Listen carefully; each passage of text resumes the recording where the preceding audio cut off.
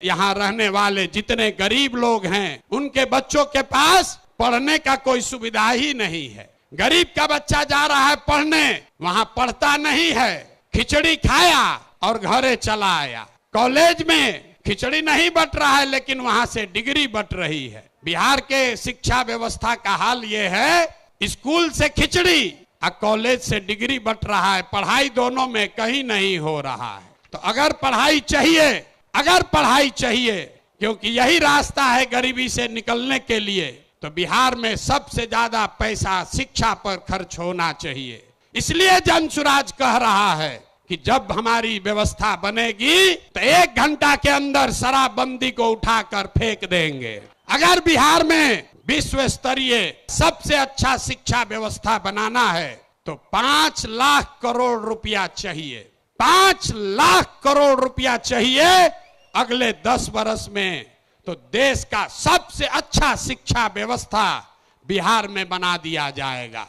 और ये 5 लाख करोड़ रुपया आएगा कैसे? जो शराबबंदी हटाएंगे तो ये तय किया कि शराब से आने वाला टैक्स का पैसा वो बजट में नहीं जाएगा, नेताजी के सुरक्षा के लिए नहीं खर्चा होगा, सड़क बिजली पानी के लिए नहीं होगा। जितना शराबबंदी के टैक्स का पैसा होगा अगले 20 वर्ष बिहार में सिर्फ और सिर्फ नई शिक्षा व्यवस्था बनाने के लिए खर्च किया जाएगा।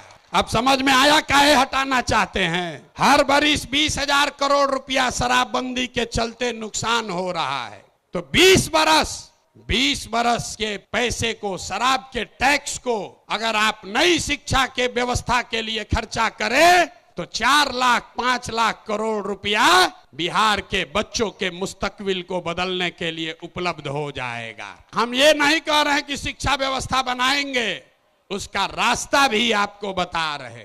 5 लाख करोड़ रुपया जुटाएंगे इसी बिहार से और ऐसी शिक्षा व्यवस्था बनाएंगे कि पूरे देश से लोग जैसे नालंदा विक्रमशिला में पढ़ने आते थे वैसे यहीं पर पढ़ने आएंगे, तभी बिहार ज्ञान का भूमि फिर से बनेगा। शराबबंदी जाएगा, नई शिक्षा व्यवस्था आएगी।